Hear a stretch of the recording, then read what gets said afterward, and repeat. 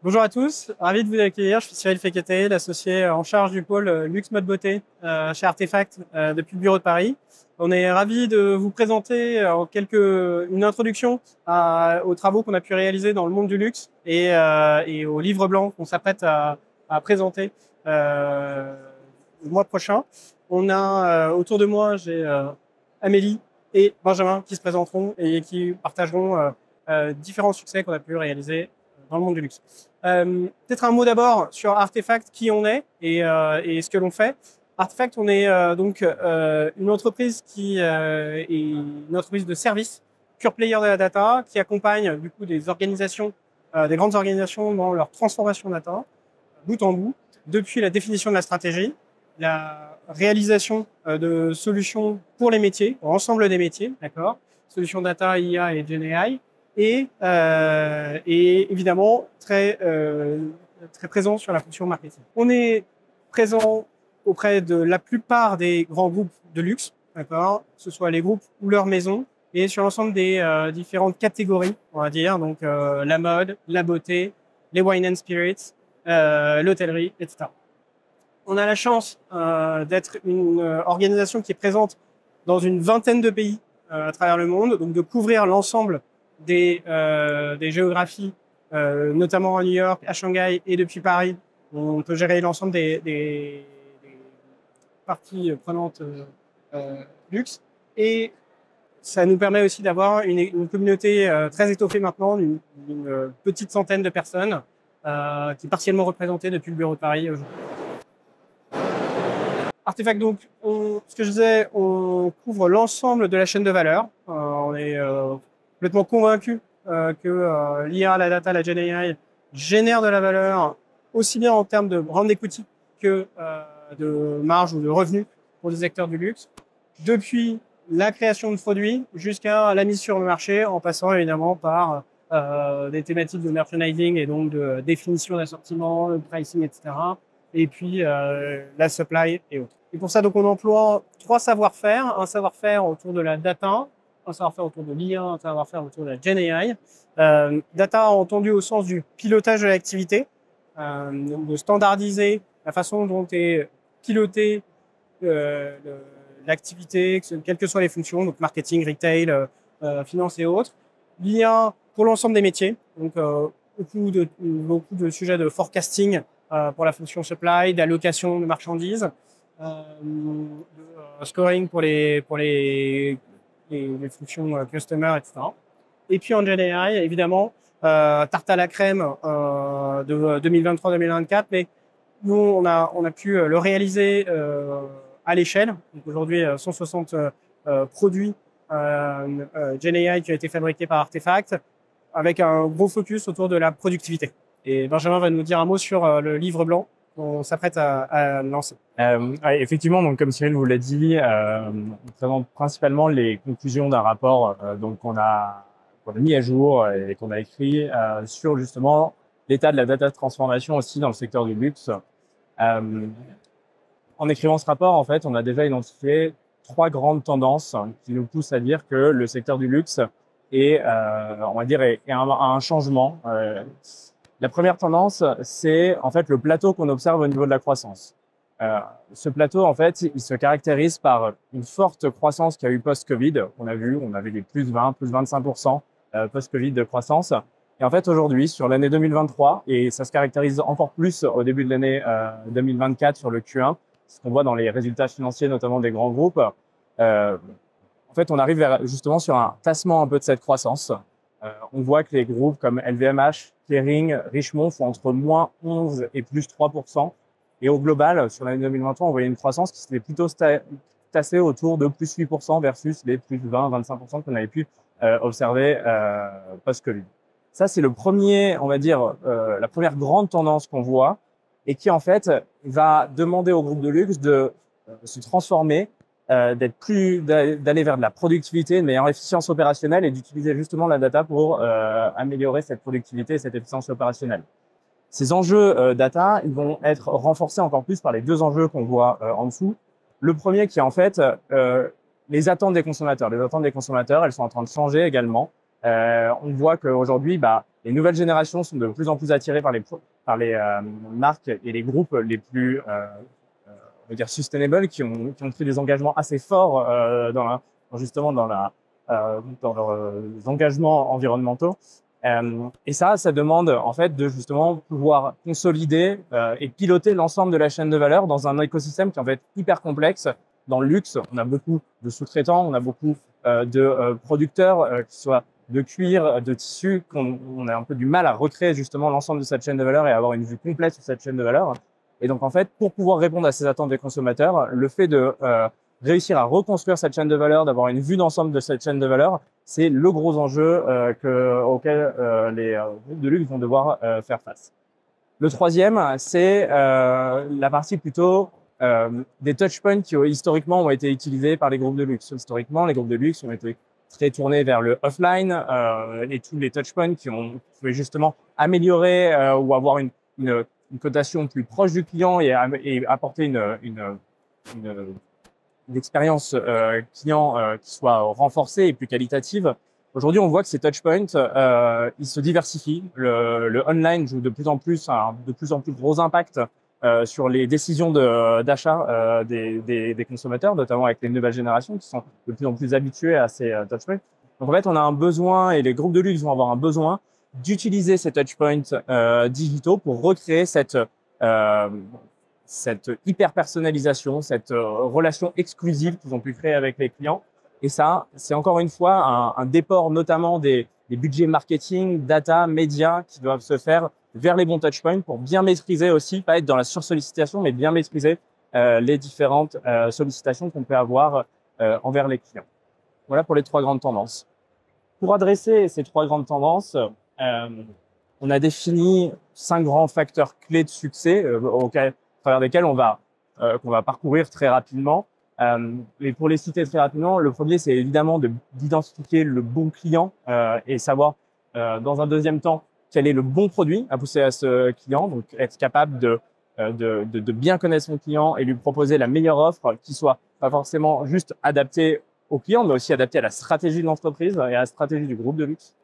Le troisième, qui est aussi de s'assurer que les dépenses médias sont maîtrisées et qu'on n'est pas justement dans une sursollicitation sur certains canaux, qu'on va adapter justement la pression et la sollicitation en fonction des canaux pour avoir justement une bonne distribution de ces budgets. Le quatrième, qui est autour justement de la distribution de cette information sur le client, notamment offline et notamment auprès ce qu'on appelle les customer advisors ou des sales advisors, qui sont les points de contact privilégiés des clients, notamment en boutique, mais aussi par téléphone et maintenant online. Et ensuite, on va dire apporter cette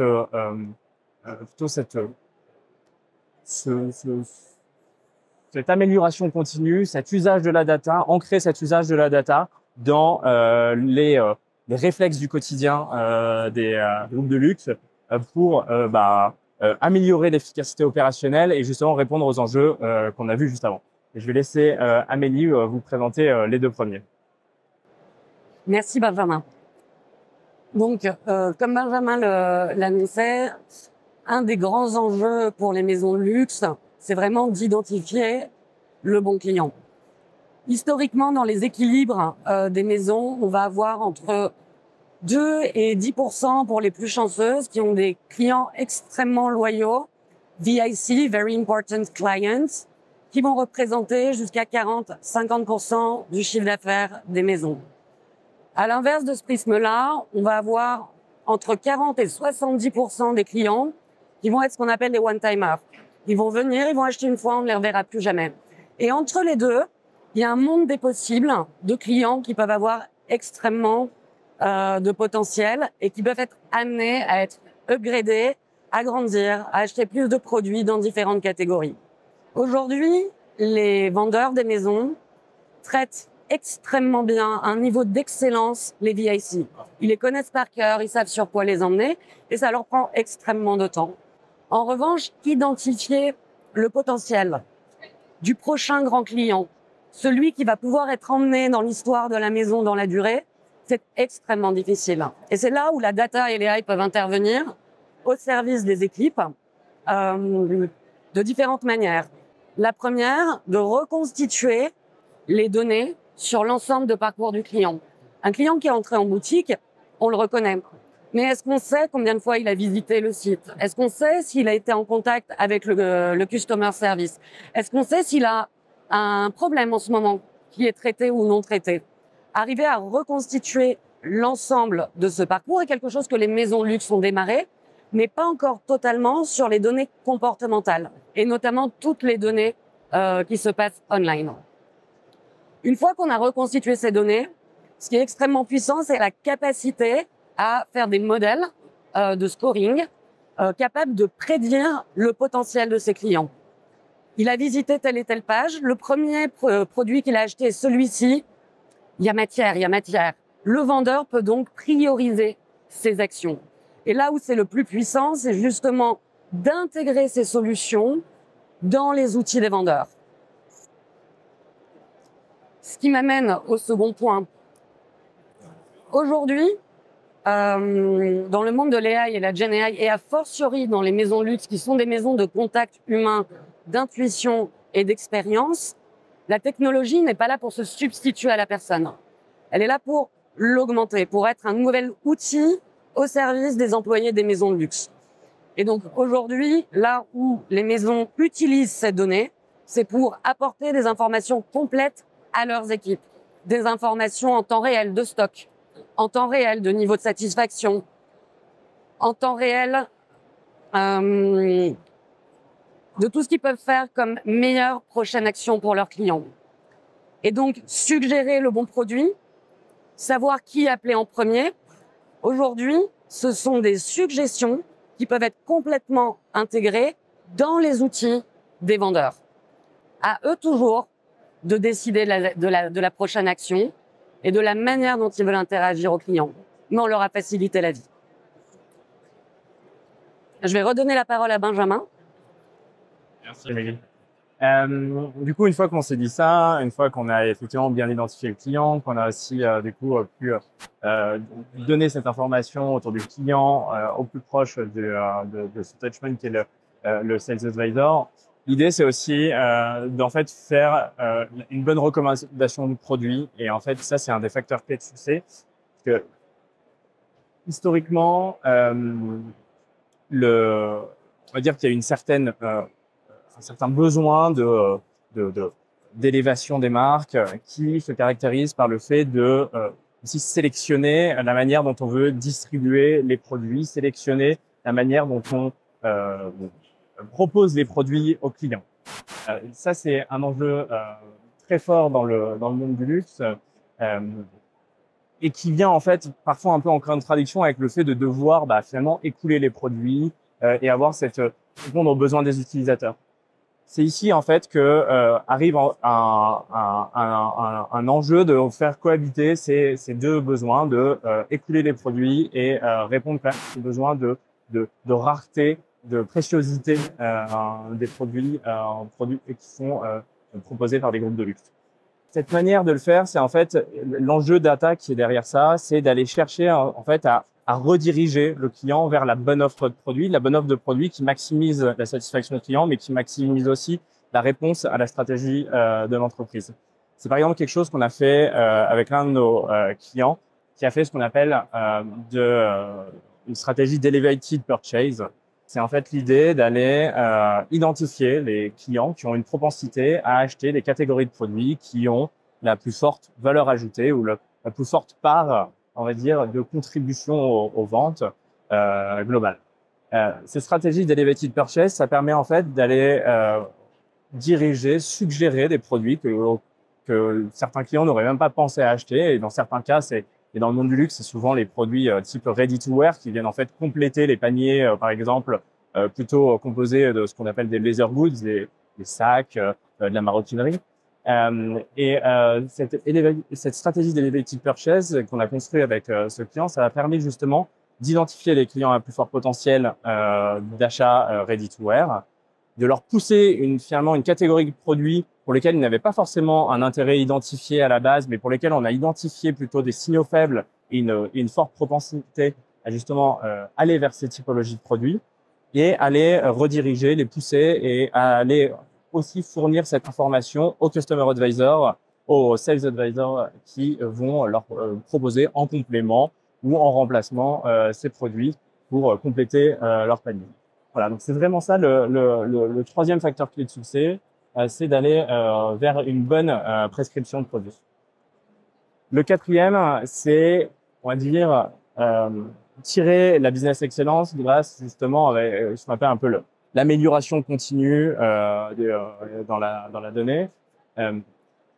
L'idée en fait, c'est dans un premier temps de se dire si on veut avoir une meilleure efficacité opérationnelle, il faut déjà qu'on pilote notre business et que les groupes de luxe pilotent leur business de manière standardisée, c'est-à-dire qu'on ait un framework de KPI qui soit commun. Alors, on peut entendre KPI framework, metric store, voilà, ça dépend aussi des termes qui sont utilisés.